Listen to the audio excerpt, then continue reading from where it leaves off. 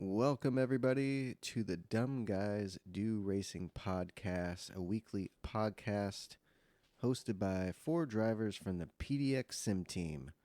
Myself, Sean, followed up by Jimbo, Coach Mike, and Todd.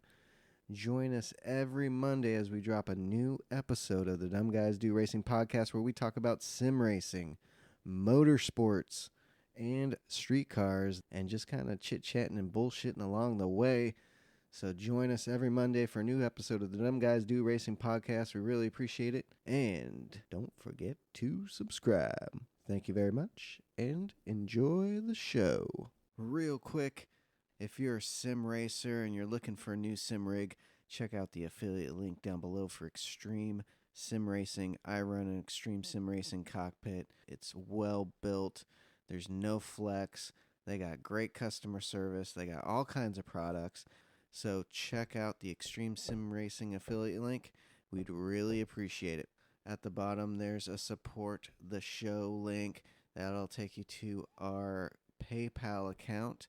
If you'd like to donate to the show, we'd really appreciate it. Thank you guys for listening and enjoy the show. No. Oh.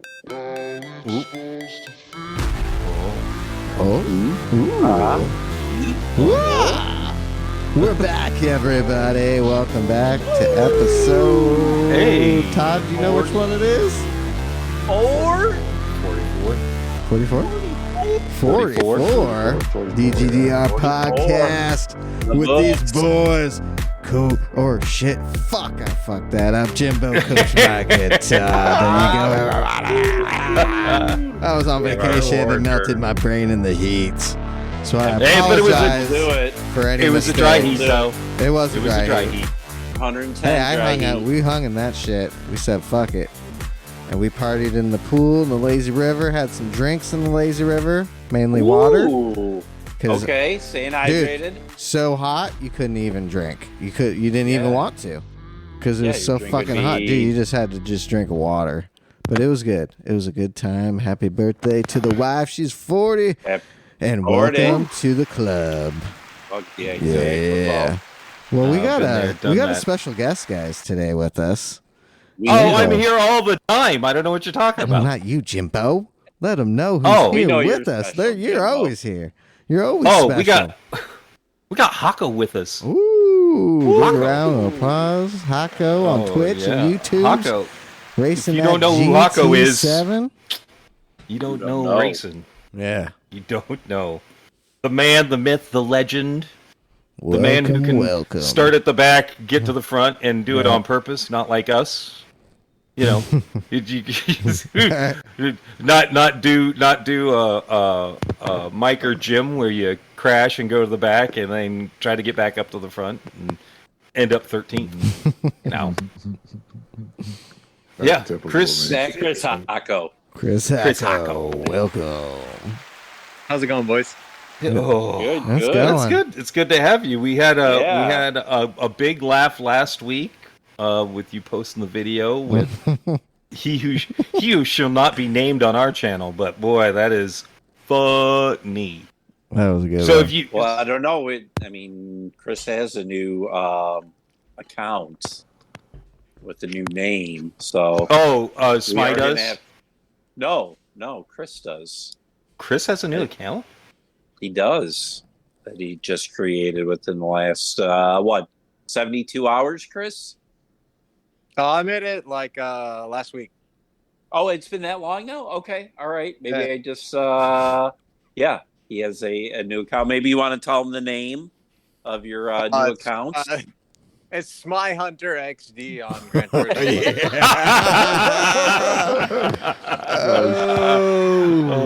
That's it's awesome. money. That's awesome. He's already an A+. He created it 3 days ago. Right. He's already an A+. That's how he is. Oh, shit. Oh, that's great. That is great. What was your motivation?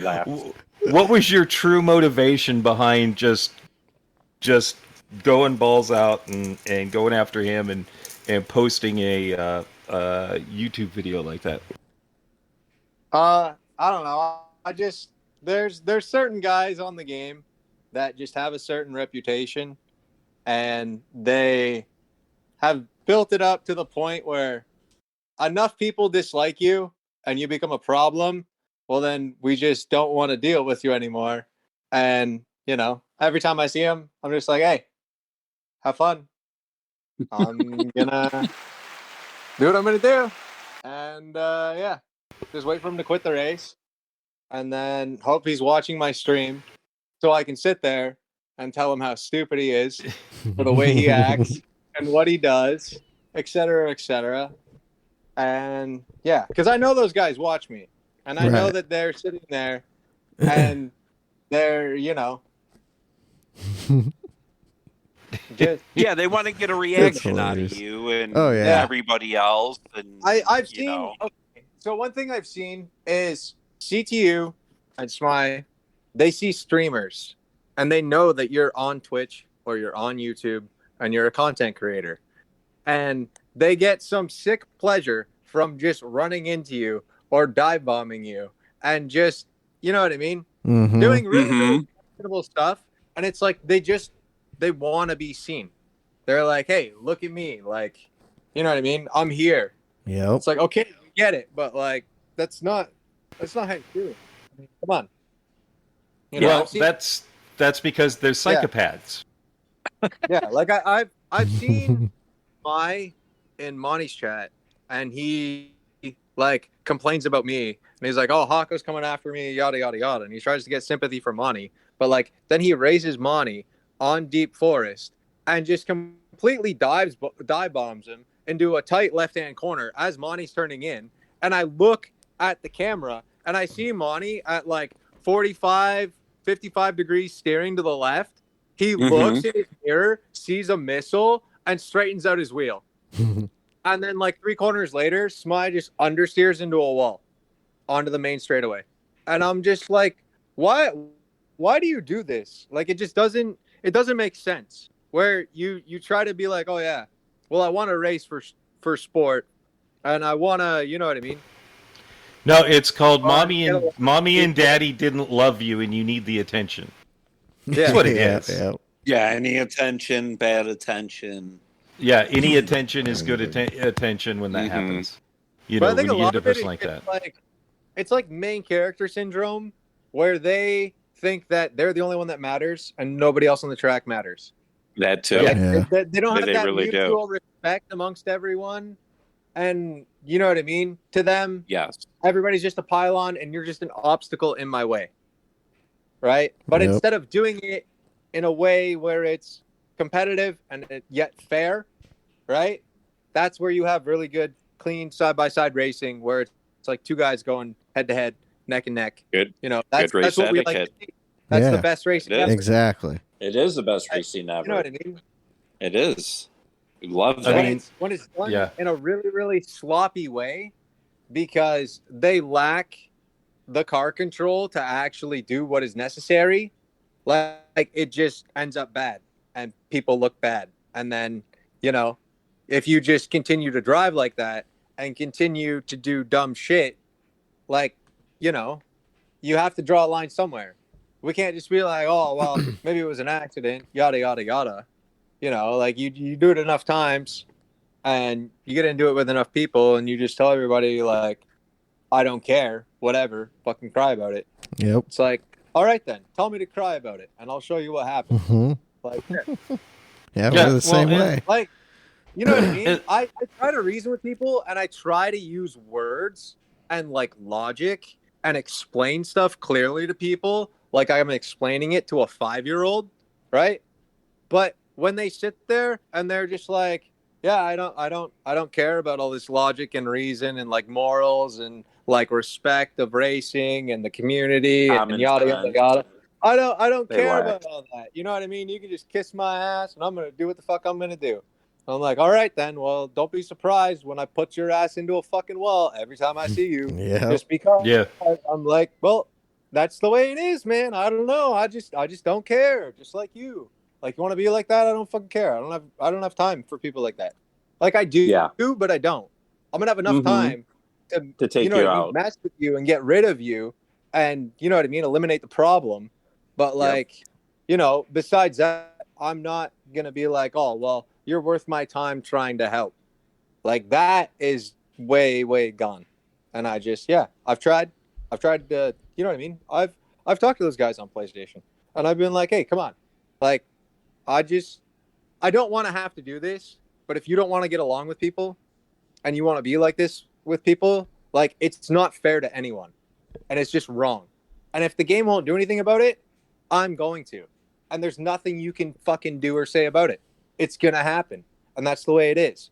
And that's why people don't like me, because I have this reputation that if I don't agree with something, I'm going to say something, and I'm going to get pissed, and I might hurt some people's fucking feelings, but like, it's going to be the truth.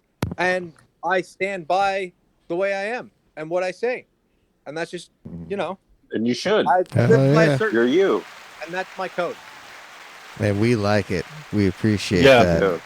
We back you on that. That's why people gravitate towards you. Well, and that's how we are for the most part. We don't just pick on people. Yeah. Like I've been called a dirty driver, and I'm like, no, you smashed me off the road. Like, a couple of times. Why are you now calling me a dirty driver when you're the one who smashed me off the track? And drive off. And drive that's off. What's so funny. Yeah. They're the first ones to then call you dirty. Yeah. That's a lot of people, though. They make a mistake. It is. And then somebody retaliates, and then instead of acknowledging their mistake and seeing the eye for an eye, they see themselves as a victim. And it's like, exactly that victim mentality. They're all of a sudden a victim now of me. And I don't know. I don't let it, like, you know what I mean, affect how I feel about the situation. To me, they're just seeking sympathy from people. And they're just, you know what I mean? Yeah. They realize that they've got to a certain point where they've messed up. And you know what I mean? I'm not going to leave them alone. And they're trying to do whatever they can and say whatever they can to get me to leave them alone. And it's like, I don't know. I just have fun. Fuck yeah. That's what it's about. No. Fun. At the end of the day, it's supposed to be fun. I made a mistake a couple weeks ago, and I immediately apologized. Yeah. Like, dude in the chat was like, dude, I thought I could, trust you. And then he left, and I was like, immediately messaged him. I was like, dude, that was all my fault. I missed my braking point. I completely fucked up there. You know why? Because I fucked up there. Like, I'm not going to pretend. I didn't do it on purpose. I'm going to get a hold of him immediately and apologize. Yeah. But, so many of these people that are serious dive bombers, like, they're serious dive bombers, and they don't give a shit. They think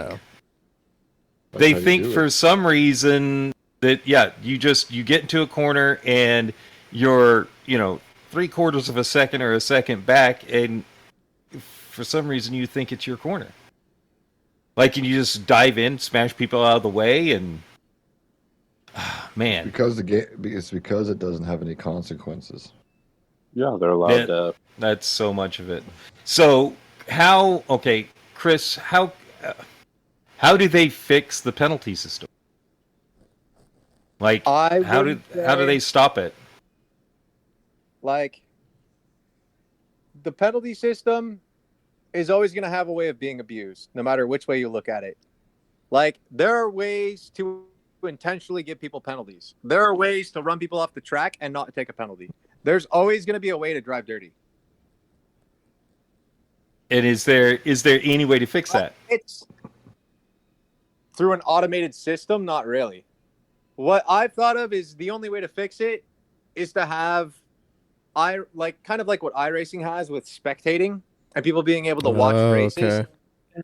Like a bunch of Twitch viewers also being able to go on Gran Turismo and spectate races and be marshals, or like people having report a certain thing. You know what I mean? Like say like you have to write like an exam, and you know what I mean. It has to prove that you are of, like, you know what I mean, fair racing standard. Yeah. You know what I mean? Yeah. Kind of like just like a validation thing, just to kind of like see who actually understands enough to actually be a marshal, but would be to actually have real marshals or things like that, or an appeal system more like iRacing, where if you send in an appeal on iRacing, they go look at it. Somebody looks at it somewhere. See, Well, when you're paying $110 a year, you better have something like that. Yeah. Like and what of doesn't really have a penalty system besides the DQ for so many faults. Right. Well, how do you feel about the Assetto Corsa system where no matter what, if you touch somebody or somebody touches you, everybody gets points deducted? Yeah, you both lose. Yeah. That used to be the way that Gran Turismo was at one point, where if you made contact with cars and you touched like door to door and there was like enough of a collision, both people would get penalties. But I think it was only for a short time. Like they've revamped the penalty system so many times. Like they've made it super strict, super lenient, non-existent, and then super strict again, and it's just kind of like bounced back and forth. And now it's kind of like more lenient to an extent, but still, like for obvious stuff, yes, you're going to get penalty. Like if you just don't brake and you just smash into somebody's rear bumper, like you're going to get a 5-second penalty. Well, let me ask you this. I felt back in GT Sport days when they just completely got rid of the system. Penalties like altogether. They just penalties altogether. I felt like there was enough of a discouraging factor that if you ran into somebody on purpose, you were definitely going to get taken out at some point. It just seemed like everybody, except for the South Americans, started racing cleaner because they knew that they were going to get taken out. Like you take out somebody, like they're going to. Yeah, and everything straightened itself out. Yeah, we were able to govern ourselves or patrol. And... Yeah, it was like the Wild West, and like everybody just knew, like, yeah, if something happens, like it's gonna go down. And because there's snap everybody out of it, and they were like, okay, we have to take ownership and we have to be accountable for ourselves instead of relying on the penalty system, because there's no penalty system to be like, oh, well, you did something wrong. It's like, well, you should know better because there is no penalty system. You better figure it out.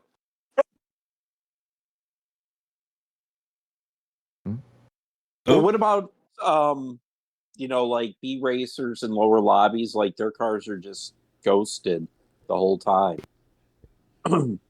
That way, they're not banging and hitting and running everybody off the track and shit like that. But that, to me, kind of defeats it, because then they don't learn anything, and then when they get up enough rank that they're not ghosted, they're just banging everybody. So that's how I feel too, because I've been in those lobbies and they're just, they don't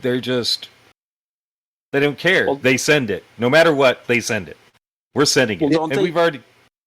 Go ahead. Don't they do that in Formula F22 and F23, Sean? Or like the cars just ghost? Sorry, what was that? For what? Cars ghosting in Formula One. In the F123. Yeah, in the beginner mode, where you go near anyone and it's just ghost. Yeah, all the cars just ghost. Like if GT7 did that with B and lower lobbies and. Yeah, they should do that. That would be a good idea for those lower lobbies for sure.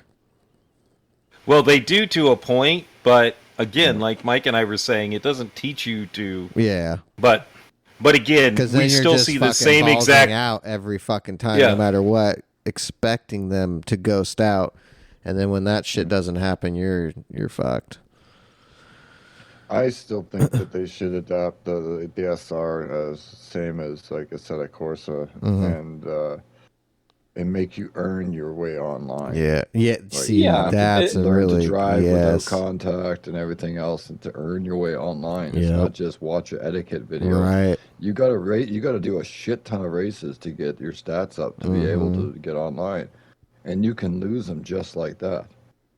Yeah. You know what I mean? It's a lot strict. Like, and that's the other thing. There's no consequence to this. So, and you don't have to do anything. if you actually had to play the game, bad as the AI is and easy as they are to beat, and still had to get through the races without touching them to get your stats Right. up to get online, you're gonna learn to drive with bad drivers and not touch people. And I think that's something that could help if they were to do something like that. Make people play the game. Yeah, because those guys would never make it to online. Because what, No, what it takes a couple hours to be able to get to race online? Yeah, it takes a race online now. It's a couple hours, but then if you actually had to go through those World Series champion, like the single player career shit, and to get your stats, your SR up to a rating build that up allows to you an to S. race. Yeah, and then you can go online and you were just an asshole for 2 races. You just lost all your SR. You got to go back and play single player now, buddy. Yep. Yeah, because that's what I do like about ACC is, you got to work your ass off to be able to race online and get that SR up. And if Gran Turismo brought that on, that would help out so much with these douchebags. Fuck. I think. But it won't. It won't happen. But fuck it. Fuck it. I think the more lenient the do. game, like, I think the more lenient the game is, the worse it is for the player base, because they don't have as much accountability to start with. Like, if you allow ghosting constantly, and people can just break themselves and just drive through cars, and there's no like bang, crash, boom, you're in a ditch. Like, they don't learn immediately that there's consequences, right? And you have to teach people right away that there are consequences for doing what you're not supposed to, and you know what I mean, making the wrong at the wrong times. Like, even a game that's so forgiving. I agree. Like, when Gran Turismo Physics came out, it was super hard, and even I would spin out constantly because the amount of lateral grip you had on sports tires was extremely low. So like the Nürburgring license, I think it was like International A9 or something like that. It was really, really hard, and a lot of people had a hard time beating it. But like that all of a sudden taught people that much more car control and that much more respect for the car. Right. And people had to be a lot more patient with the car, and it would teach them, you know what I mean, that much higher level of driving. Rather than if you change the physics, more forgiving, well, then it's easier, and then, you know what I mean? It's more... I like the physics in the beginning, too. I like that it was harder and everything. The average player doesn't, though, and that's who they're more concerned about. The masses. Unfortunately, is the average, is your average Joe Schmo who plays 2-3 hours on a the week, controller. maybe. That's who they worry about, unfortunately. Yeah, I mean, and you sort of understand that we're 1%ers. That's that sounds really shitty to say that, because it sounds like we're being like, oh, we're 1%ers, when it's just literally that's just, we want the game better. We're the competitive. We play it. We are the 1 to 2% of the top racers. Yeah. I mean, if you're an A and you're a medium to high A all the way up, we want better race. So let's discuss race C. Well, I was very upset that they cut it down to 6 laps. Oh, they did? Yeah. They cut it to a 6-lap race. Because I only raced on Monday. So they cut it. Okay. Tuesday they shut her down to 6. Yeah. Yeah, it was BS. Yep. They shut it down. Now, I will ask a super high level player. Chris, what did you think about them changing it to 6 laps? I think it took away from the race as far as like the experience and like difficulty. Like it went from being a race where you had to run both compounds for an extended period of time, rather than taking the harder compound for 1 lap, pitting for softs, and then just running the rest of the race on softs. Mm-hmm. So it takes away from some of the strategy, and it also takes away from the idea of race C being an endurance race. But I also understand why they changed it back to 6 laps, because all of a sudden the race, instead of being every half an hour, was every hour. So people might not have noticed right away. Like, people have like certain schedules and they have like their daily routine, and they're like, okay, I have time for like 3 race C's. So they did their normal, 3 race C's, Mm-hmm. didn't realize the time, and then all of a sudden they're behind the rest of their day, and you know what I mean? It kind of like upsets everything. But I'm wondering if maybe they'll add another daily race, or maybe a couple, where they'd have like a D race or an E race, which is a longer race, like an hour long, or have like a 2-hour long. That's what I'm hoping for. That would be awesome. I think we are hoping for an endurance D or E race. And I think that might have been a pilot run. Like, I don't think that was an accident. Like, it was. Yeah, that was a good probably race, a pilot man. test run. It was. And you had to keep focus. Oh, man. Like, it was a great race because you could also have a mistake or get a penalty and be able to recover. Yeah, you could come back. And again, it was a tire strategy race. You had to figure out what tires you're going to use. Can you undercut? Can you undercut? What you need to do? What you need to do to keep your tires going? Yeah, if you do undercut, can you be productive, maintain your tires, and make it work, or are you blowing your load and fizzing out on the last lap? So I mean, there's a lot of strategy to it. How fast are you on the mediums? Can you make time there? I think it was more like kind of a bit of a test there, just to see. I think they just ran to see the numbers, like over that whole 24-hour period. Did the races stay steady? Did people stop? Did it dwindle down because, oh fuck, I'm not doing this anymore, kind of shit? How are the servers? To be like, if we do this as a race D, endurance, or E race, or something like that, are we going to have the numbers?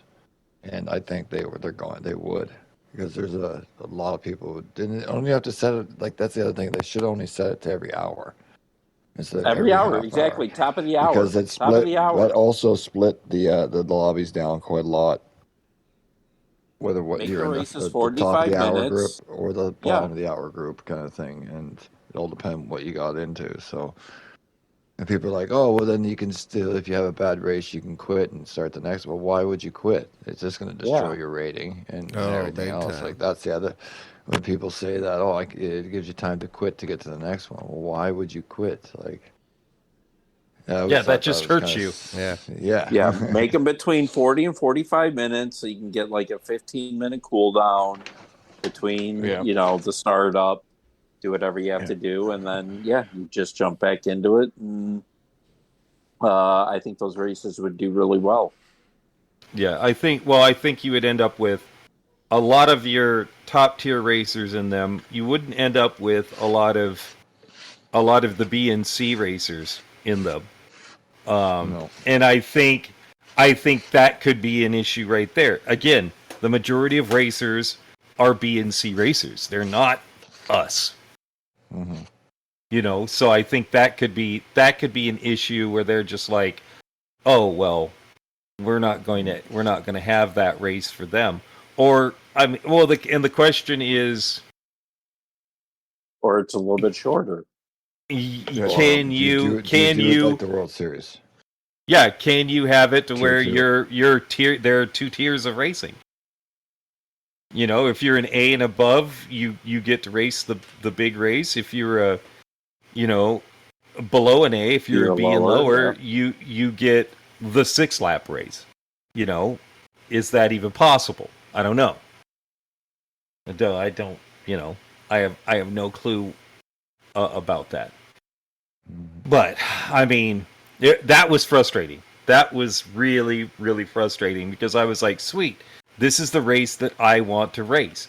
I want to race, something where I've got strategy and I can Mhm. and I can come back. If I make a stupid mistake, I can come back. But Yeah, Tuesday I was disappointed to find out. I'm like, what the fuck? 6 laps?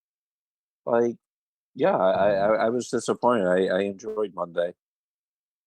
But yeah. again, the average driver can't do 12 laps. They get frustrated. And so Yeah, it can be it can be a frustrating race. It's a frustrating laps. It's a frustrating track for some people. It's a track it is. Yeah. It's a track that I love. It's not frustrating at all for me. It's a track I love racing on. Too. But especially it's the Porsche curves. But it's not an easy track to drive for an average racer. Like that, even at a 6-lap race, like you said, the track is not the easiest for novice racers, and at the same time, you also force them into having to drive Group C cars, which are not everybody's. Also a handful. They're not the easiest to drive. Well, this is the thing. That's if you could have split lobbies where you're it's B racers against B racers and not B racers stuck with A plus and A guys. Yeah, and that's another issue. Yeah, where you've got guys that. Well, I can tell you right now, Group C's are difficult for guys of our level too. They are not easy cars to drive. Especially, they are for Chris, but for. Okay. I got something on that. Okay, one thing I tell everybody, okay, that I coach, is everything's hard. Okay, everything I do is hard. It might seem easy. I might say it's easy sometimes. But at the end of the day, it's all hard. And we all do hard shit all the time. Yeah. That is Mr. Motivation. You know what I mean? And it's the challenge. That's why people race. It's literally for the challenge. And like when you get to the higher levels of racing, like that's why we want more of a challenge constantly. That's why we want longer races. That's why we want, you know what I mean? Group C cars and like the radical and like things that want to kill you when you tap the brakes or make a slight mistake, right? You like a skip car. Like I want something that if I make a slight mistake, I get punished for it extremely. So that if I'm not completely smooth and super dialed in, I'm going to lose a lot of time. And when you have races like that, like it helps you develop more as a driver, no matter what skill level you are.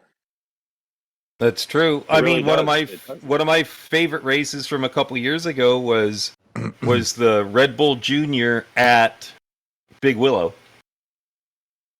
Yeah, that was wicked. That was a fantastic race. They actually, the slip angle worked on the cars. So you were drifting that car, or you were in a 4-wheel drift around the corners. That was a ton of fun. And there are a lot of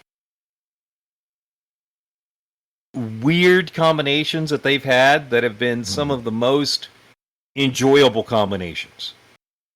Sure. It's like I really wish they would do rally more. I love the rally races, even if they're just doing them as race A. Even if they're doing them just as race A with no DR, no SR, and you just go out there and have a good time, I would love that because I like the rally physics in Gran Turismo now. It actually works, sort of. That would be a blast. I wish I don't know.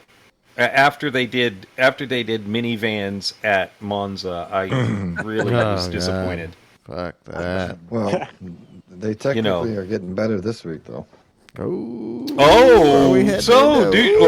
a second. Time to go over to Coach Mike. Coach Mike. That segue, Kyle.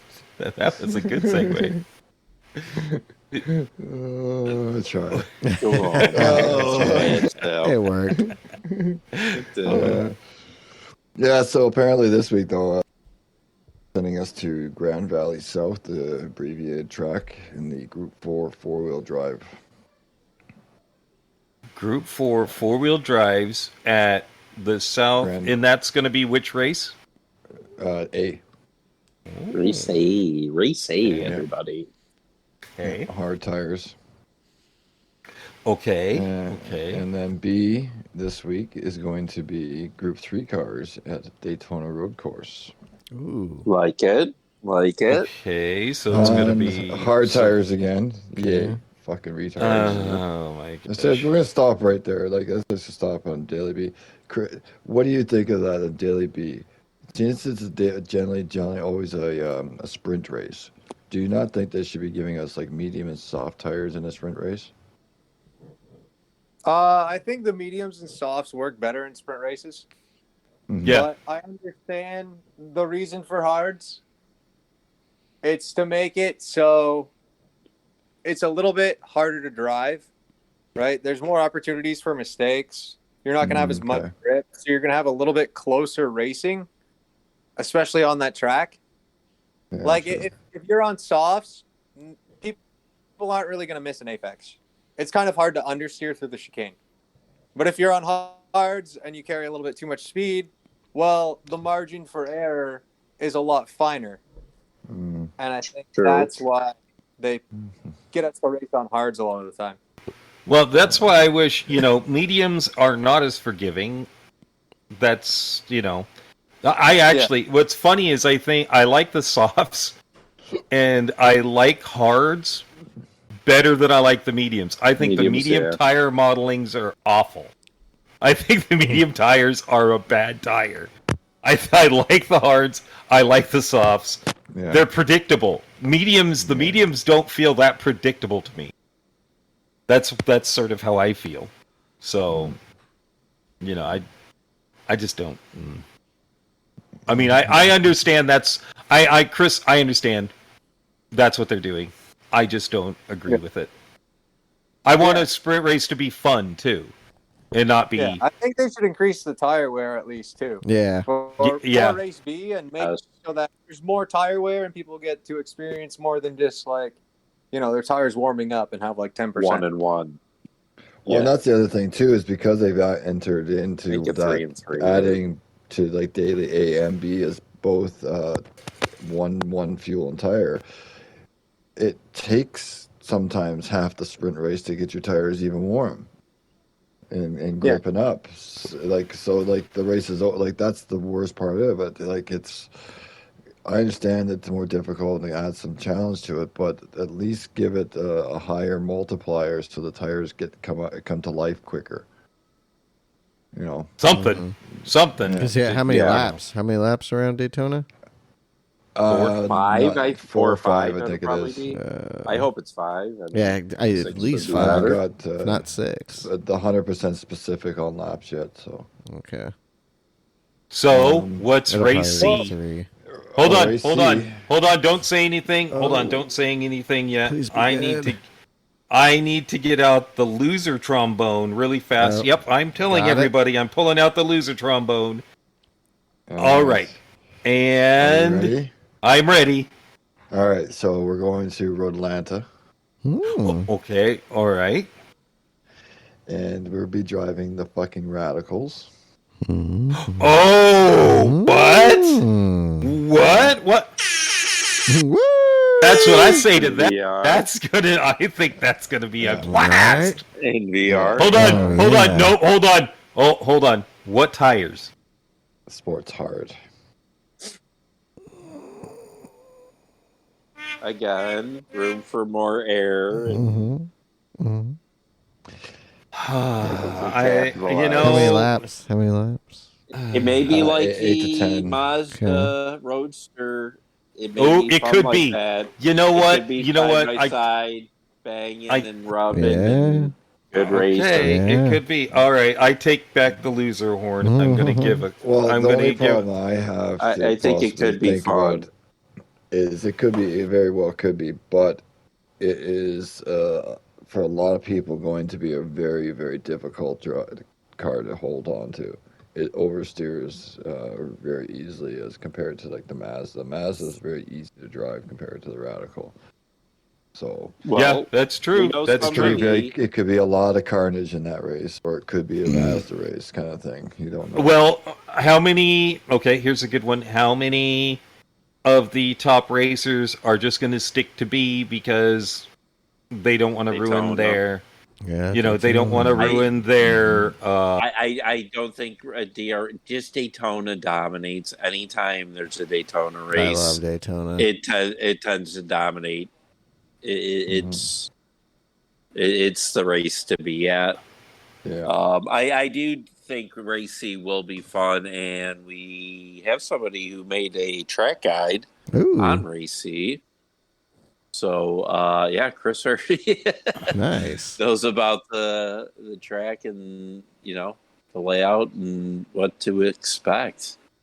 What should we expect in the radicals on the sports hards, Chris? It's a car. Okay, so it's a street car at the end of the day, right? Right. So with any street car, normally they have us drive on sports tires. So it's a car with some aerodynamics, some handling ability. It's it's kind of like an Expo in a way, where you drive it with the rear of the car. Right. Okay. So, also it has a turbo, like a kind of like a mid RPM turbo. So you short shift a little bit like the Supra. Okay. And that gives you the torque to just kind of build up a little bit of boost, right? And have that steady amount of power rather than like a lot of people want to drive it like a 2-stroke and just like wind it out. Right. Let it right out. When you do that, then you start to create understeer, and the car doesn't really like being unsettled because you're on sports tires. So you have to kind of keep the car a little more square, and your angles are less sharp. You have to make your cornering a lot smoother and bring the car across back and forth more gradually to maintain lateral grip. But when you do that, the car will respond a lot more. Like you'll notice it where you just feel like the slower you try to move the car, the more in control it feels. And the more you try and force it, the more it wants to snap back and bite you. Okay. Makes sense. Okay. Makes sense. It does. It does. I like it. Alrighty. I like it. I think I'll be There you go. doing A daily little B and A. tutorial. You think of me doing daily B? I think a lot of people that like anything that's kind of snappy or like go-kart racers, people that super performance cars, anything you can drive on the throttle and just kind of use the outside rear tire through the corner, that's going to be the difference as far as like, what you can do in that car and how comfortable you feel. Hell yeah. Okay. Maybe I might be okay then. Right. I tend to drive on the throttle. Yeah, well, when you've got that big toe built up to where it's good on the throttle. That's all he can do. That's what Mike uses to drive his throttle with, that big toe. Big toe. Big old toe. The big toe. Yep. Size 16 toe. Woo. That's what he uses. Size 16. Oh man. Well, I think so. Just sort of going back to Chris. Chris is one of those dudes that I noticed right off the right. As soon as I started racing with him, I was like, oh, he's one of these guys. Where he's like, oh, I'm just going to drop to the back. Guys? Yep. So one of those guys. So Chris, do you think, or do you even have a desire to make it to the actual, like, World Series, like the big boys, the top 20? Hey, get your picture with Kaz. Yeah. Yeah. Go to a world tour. And get your picture with Kaz. Okay, I don't want to take a picture with him. Okay, I want to. I know you don't. Okay, you want a nice sit down with him, and I want to talk to him about some stuff, and I want to be like, look, okay, I just want to say something to you, and it might offend you a little bit, but I hope it lights a fire under your ass. And I don't want Gran Turismo to be a stepping stone for iRacing. Okay, that's all I'm saying. Is I want people to have your game be the last racing game they want to play. Not, a game they play to learn how to race, and then when they want to take it seriously, then they go to iRacing, because that's not, you know what I mean? That's the vision. Yeah, you don't want it to be the springboard game and anymore. I want to, I know that they released Gran Turismo with those hard physics, with that in mind, and when it backlashed on them, like, I know that he cringed doing that, but I feel like if he were just to say, I don't care about what the investors think, or I don't care about, the opinion of everybody else and what all these people are saying, like, no, this was a bad decision. If he just stood by it and said, no, you guys are going to drive this the way it is, and we're going to stick by this, right? And I think if they just did that, or even like the next Gran Turismo, right? If they just gradually adapt the physics closer and closer to that, to the point where, people adapt to it without really noticing, and then they make more changes in like the next Gran Turismo, keep doing that, I think one day it'll get there, but I just don't know how long it's going to take. Yeah. If that tug of war, right? There's a tug of war of both sides. We're on one side, but there's not enough of us. Right. Like, well, this is, how about with each update, you start changing it a little bit with each update once a month. Do an update once a month and just change everything once a month. Well, just a little bit, just gradual. And then you're going to actually make people better and actually help people become better drivers by doing it gradually. Learn better car control. Yeah. I mean, you could do that. They could do it. That's like, how do they not get all of their cars close to each other? Like, if you go on ACC, all the cars are very close to each other, and you just sort of have to decide which car you want to drive and learn how to set it up. Yeah. Mm-hmm. But in Gran Turismo, you have 2 or 3 cars that are super fast, and the rest of the cars are shit. Yeah. Or very mediocre. Like, why... Mediocred? Oh, boy. Oh, boy. I mean, honestly, why? That they have the ability to make the... Yeah, I think you're right. I think we say that every week, too. I think it's money.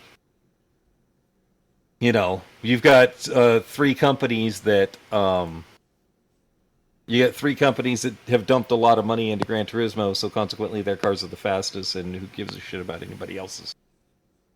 Why? It's the same thing with, why don't we have the C8 Corvette yet? Why don't we have the upgraded Porsche? Why don't we have, why don't we have those NASCAR. cars? A lot of cars are scanned and ready to go. Yeah. According to that list, they're just not being implemented. But and is that NASCAR, Aussie supercars, new like ZGT 500 car would be awesome. Oh yeah. Yeah, like people have to make their own mock Aussie supercar series using different cars. Yeah. Well, that's the same thing with NASCAR too. They make their own NASCAR series. But again, they already have the car scanned, ready to launch. It's just, them not being aggressive enough to get the license or whatever it is and, give us this stuff. Again, would you pay, like packs like they do for ACC, every couple months you're paying $12.99 and getting, a couple cars and a couple tracks? I think if they did DLCs, it would help them financially. Yeah. And not really give them an excuse. You know what I mean? Like, it would just, See, the only thing, though, the problem... It would take it more I think it would be, too. Yeah, I think it would be, too. But it would, but at the same time, you got to balance the fact that as a console game, you're more leaning towards that, not say pay to win, but pay to win. Because what if the casual gamer can't afford to be shelling that out? You lose a huge base of your players, unfortunately for them, like, No, I I would think rather, it's the one but percenters that drives it. yeah, well, that's the other thing. It's That's the other argument as well. Is like you, 300,000 people that are going to buy these each, yeah, quarter, and actually play the game and are competitive are the ones that are going to, be buying yeah. it. But at the same time, though, if you know what I mean, though, like the limit of what races you can implement and stuff like that, because you have to be open for everybody, whether they have the DLC or not. Then you have to separate that. Um, I do believe that they really should be more looking towards the 1% or 2% racers, the hires, because that's where the streamers are. That's where the content creators are that are pushing your product and to the masses. If they're not happy, that spills over whether people are literally unhappy with the game or not. Oh, these guys don't like it, so I can't like it. You know what I mean? Like it really sours the general public when you have people constantly complaining to thousands of people every day, like, this is fucking bullshit, fucking penalty systems, this is fucking bullshit races, this is fucking bullshit, this, like, why the fuck is this? What, you know what I mean? Like it's just for the casuals. No, you need to, it's modern now. It's not Gran Turismo 1, 2, 3, 4. This is everything online. This is like the age of Twitch and YouTube, where people influence what happens, whether they Social want to media admit it or is not. king. Yeah, like Chris, Well, you look at go the on and opening you have a ratings. problem, and all your viewers, for every time you go on, all they hear is, this game is absolutely fucking shit, I'm going to fucking uninstall this, this is fucking bull. Do you think Well, those guys are going GT7, to when go it and first play? came out, No. the ratings took a hit. Oh yeah, Like yeah, it was doing really well, and then 2 weeks later, it had terrible ratings, and yeah, and that scared a lot of people off. I'm sure. Now we have a movie coming out in less than a month. Maybe that'll spark. Yeah, that'll definitely Maybe the spark. revenues Sony gets is able to generate and throw that to PD, and maybe we're able to get a bunch of shit in the next 6 months. Hopefully, starting in August. Fingers crossed. Oh, I know yeah. Well, it's not going to PD's happen, already, but like, PD's getting a chunk for the royalties, the use of the name in the game and the movie. Like, Sony doesn't own straight out all that. But they should really, if they like, you want to push that, push the movie, push the game, fucking do a fucking big fucking drop on an update. Oh yeah, by the way, here's 12 new race cars and fucking 4 tracks. Thanks for watching the movie. Don't no. We'll get a Nissan. Yeah, road car. We'll get a Nissan road car. That's how it always is. It's just it sounds like I have a defeatist attitude, but it's honestly, You do. it's because I want the game to be better. No, you just want to fail. I want the game to be better, and it's not failing miserably, but it's still not doing amazing. Well, That's why a lot of people are upset, though, because they've been with this game for years. They've played it for 25 years, the 25th anniversary, right? Mm-hmm. And we've stood by the game time and time again. And you know what I mean? There's times where they've let us down, and that's why we get upset, because it's like, we want the best for the game too. And you know what I mean? It just kind of sucks sometimes. It is shit, because like I've been playing since the beginning. The only reason I'm a PlayStation person at all is because of Gran Turismo. That's the only reason. Like, if Gran Turismo was on Xbox, I'd probably be on Xbox playing it. Me too, 100%. I've never done Xbox, because every time I go to buy one and look at it, it's like, well, it doesn't have Gran Turismo, so I won't. So Sony's only thing is that game for a lot of people, not just me. So the game sinks. They sink a little bit too. So yeah, it's just. I mean, that's why I have the headset. That's the only thing I use it for. I have a few other games, but I don't fucking play them. I just use it when I race. I just hope they don't make me go play fucking Forza. Right. Oh. Yeah, that's the thing. If Forza comes out and is October. Yep. It is October, good. 11th or 3rd. You know, and all I Something have like to that. do is buy an Xbox wheel from a Fanatec. That's all I have to you're do. Good to go. And I'm good to go. That's then guess what? Daddy switches over. Oh, I just hope the movie generates hopefully it's more good. drivers. Yeah. And gets more people into the game.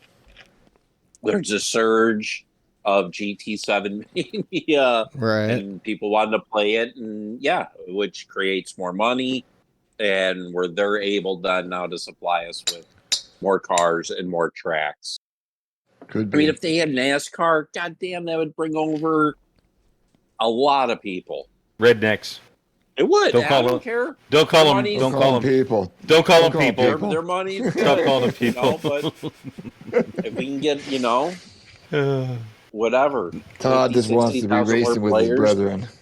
Yeah, right. In the hard way. Boy. In Chicago, street Turn course. left, turn left, turn left. It'd be cool. Just have more cars and more tracks. And Bigger the tracks that we trophies? do have, let's, use them more. Not the same tracks over and over. Like, okay. Feel a little more creative, PD. Chris, how do you feel about track choice? I think they need a competitive rally rating, like driver and safety rating, the same way as they do the asphalt, and actually use the rally tracks.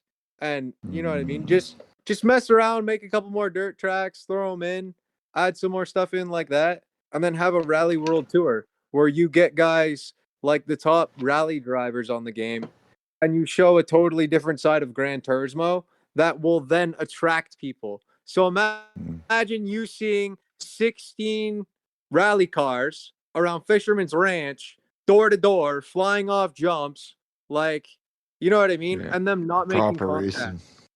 Yeah. And them, you know what I mean? Really pushing those cars to the limit. I think that would bring a lot of it to Gran Turismo on its own. I agree with that too, because while like you added rally tracks and you added a rally cross track and you never use it they're at all for any reason. Like we've had I think once they introduced that was it Catalunya or what? Catalunya rally, yeah. And then they did that, and then we had a Fisherman Wharf or something like that rally. Like that's been it for how long? Like since well into like sport, like It's rare, and every time we play with it, we're laughing and having a great time doing those tracks. And the other thing is GT7 rally is a vast improvement from sport rally. Yeah, GT4 sucked on the rally. Oh, it was awful. Mm-hmm. It was awful.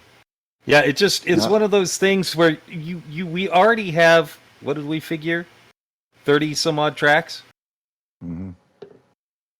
Like we already have 30 some odd tracks, and we use 6, 8. Like, what? Why?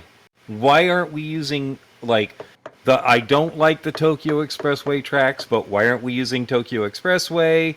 Why aren't we using so many of the tracks that are available?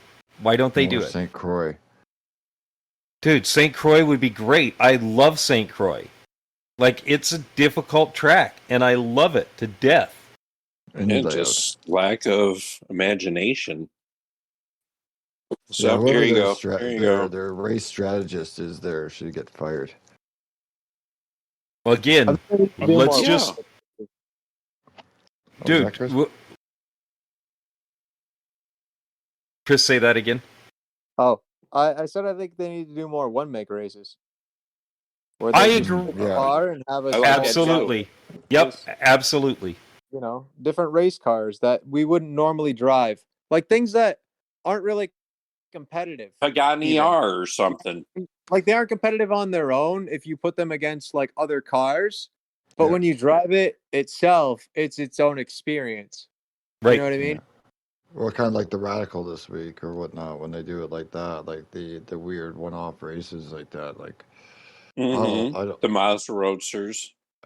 anything like because I only think like Chris is kind of saying there, like that one-off something you're not used to driving, something that you know it can be competitive against itself, obviously, but something you're not used to. You have a new experience, and it also makes for good driving because all the cars are equal. You're not going through three different variations of cars, like and like horsepowers and handling and stuff like that. It's all the same. It comes down to the driver, and that's when I think the races are really good. Is when they actually have it driver oriented, not car.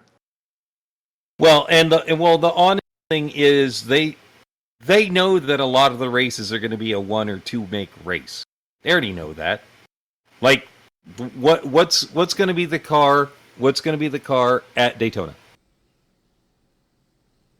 Supra. But they don't necessarily know that because it's track based on straightaways for Group 3. That's literally how it's based on the amount of straightaways and the amount of top speed that you need. And that determines whether it's a Supra track or not. Mm-hmm. And that's basically how I determine whether it's a Supra track. I'm like, okay, how long are the straightaways? Too long? Mm. Okay. 6th gear. See you later. Yeah. Well, Like, did you see you can short shift. The key to passing people in draft on long tracks, no matter what car it is you have to shift before the guy in front of you. I always get gears before the guy in front of me because then I can build up more speed for a longer period of time. Yeah. And then when I do pass you, you're shifting later than me and I'm already gone. Yeah.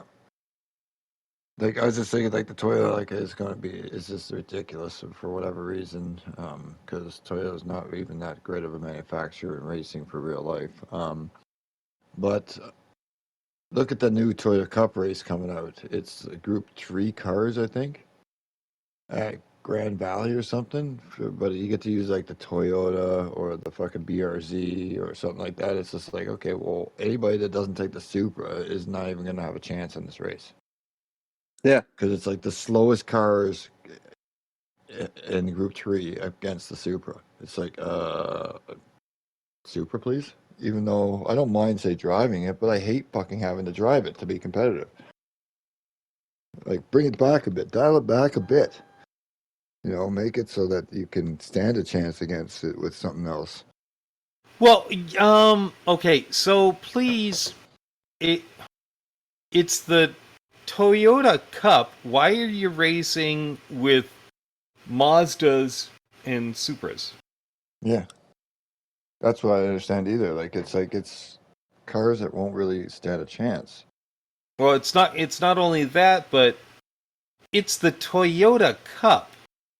Yeah. Is that why are you racing with Mazdas and a Subaru? Because they're all Japanese. Yeah. I should throw Nissan in. Yeah, why is it Nissan in there too? Oh, because the Nissan almost has a challenge to it. Mm-hmm. Yeah, I just, man, it's just frustrating. It's just frustrating because it could be so good, and they just don't.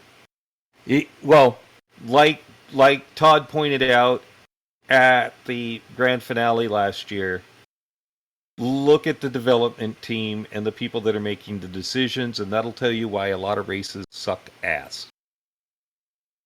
Yeah, it's nerds. Mm-hmm. It's nerds, and they're not racing. It's not racing nerds. Unfortunately, it's nerds. That's what they need is racing nerds. Yeah. They need to hire World Tour drivers. They have engineering nerds. People that take the game super seriously, that understand the problems and understand how to fix them, right? And want to actively fix them. Like if you want your game to succeed, you want people that actively seek out problems and want to fix them. You know what I mean? Like that's who your testers should be. That's who you should be looking for. You know, like the people in the trenches. Yeah. Those are the people that are going to give you the best feedback.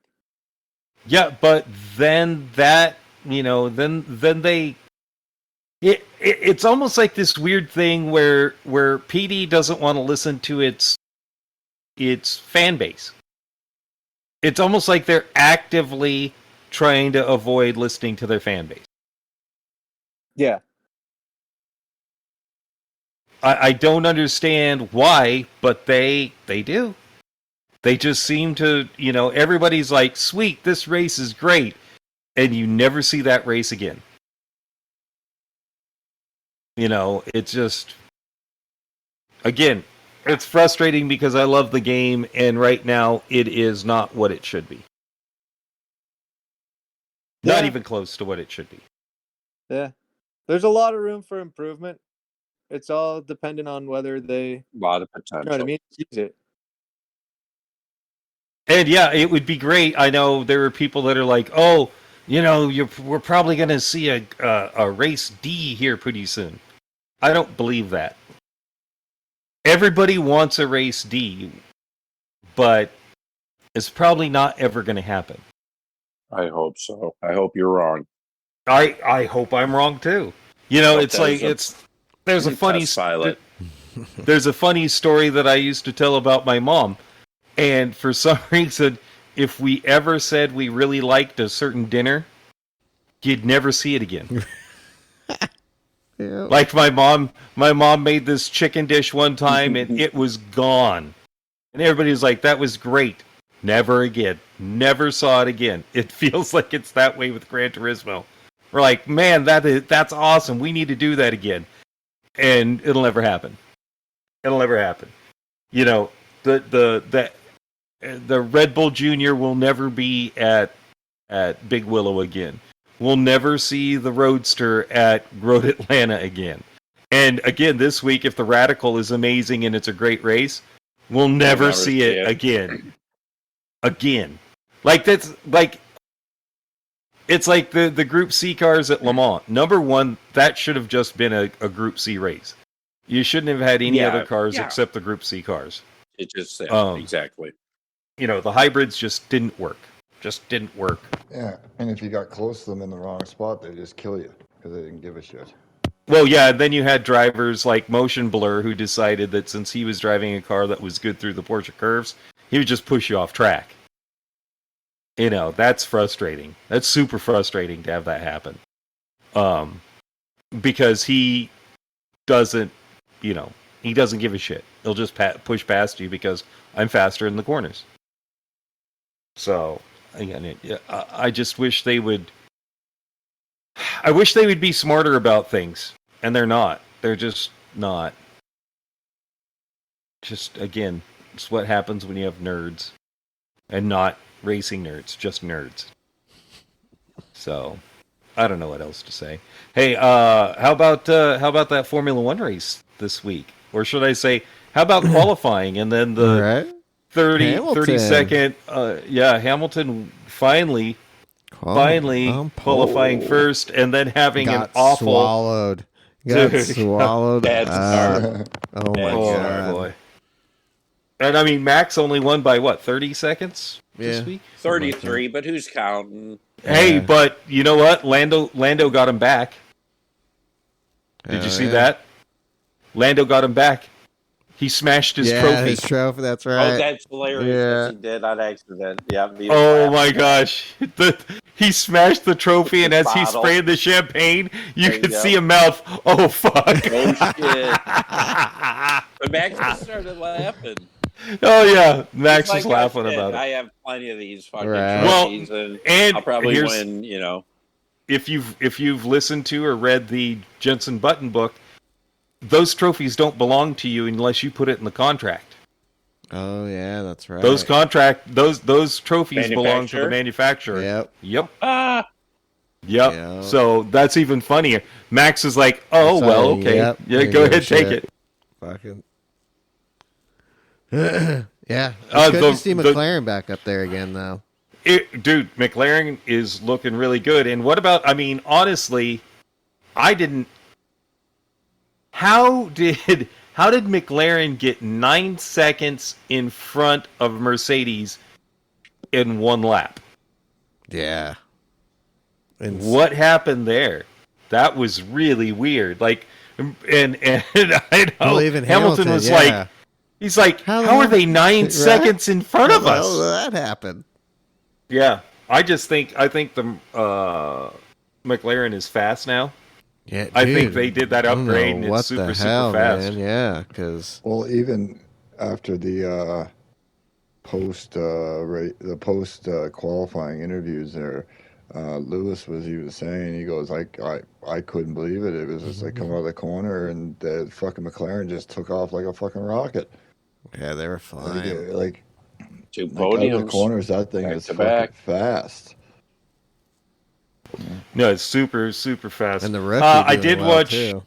Oh yeah, Piastri did really well. He did, and I mean Checo did a good job, and so did Georgie. Georgie's starting in 18th, coming back. Yeah. So and then he got that. Where did Ferrari finish, Sean? God damn Lord, what in the fuck? Did you even hear the announcers? Did you even hear the announcers? Come on, Ferrari. The strategy, you gotta be better than this. Just fucking clown. Oh, just ripping them. No, it's a clown show right now. It is a Ferrari. They couldn't believe it. They're like, "What are you doing?" What do you have a favorite team or anything, Chris, or do you follow F1 a lot, or? I watch a little bit of it. I don't really watch too much. Like Chris is too busy racing all the time. Yeah, that is true. I don't get a chance to watch a lot of racing. Yeah, he and Plaka are like racing 24 hours a day. It seems like. Fuck yeah. Yes, it does. Chris is updating a video every fucking 12 minutes. It seems like I wake up in the morning and it's like, oh, Hawco's uploaded a new video 2 minutes ago. I'm like, what the fuck is he doing? Like, does he ever sleep? Well, I really slacked on my YouTube actually for a long time, where I would stream and I would race, but I never made highlights, and I never uploaded anything to YouTube because I just kind of stayed away from YouTube. Mm-hmm.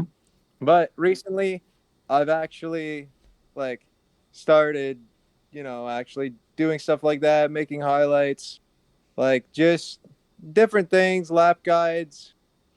I'm just trying to get more involved that way, rather than just like if you don't catch me live, then you know what I mean. You aren't gonna hear what I have to say, and like sometimes I just, you know what I mean. I talk about certain things, or like I'll go on a and I'll be like, I don't know about rants. And be like, all right, let's see what people think of this. I never rant about anything, Chris. It's so far from my personality. I never rant. That you are putting out. I have to say that YouTube. That's where I am. I watch everything on YouTube. So just to be able to see all those little videos and things, your rants and such, it's gold. It is. Yeah. It really is. Even your guides, like I got to say, are a lot more detailed than a lot of other people's in a way that I've seen you take your time and you go through the camera, walk around, and you zoom through the track, like move through and show, like almost specific. Get your tire edge here. Like put your right front tire on this curb. Mm-hmm. Yeah. You won't get a penalty, and this is how far you can come over. Yeah, a lot of people are like, you kind of brake around here somewhere, and then go. They kind of slow. Some people, not that they aren't detailed, but it's a more of an area kind of thing. Mm-hmm. Be in this area, do this kind of in here, whereas you are more. They're a lot more vague. Put your tire here, turn and get your other tire here. Accelerate, go. Like it's very specific that if you were to do what you say, it'd be like, holy shit, this is fast. Right. Well, that's because it's my actual thought process, though. Like that's what makes me so good of a coach, is because I teach you all my secrets so you can go beat me. Right? I tell you all my secrets. You do, yeah. You're not shy about it. So you can go be as fast as I am and know exactly what I know. Like that's how I built. Hawco Academy. I don't know, a reputation as a coach.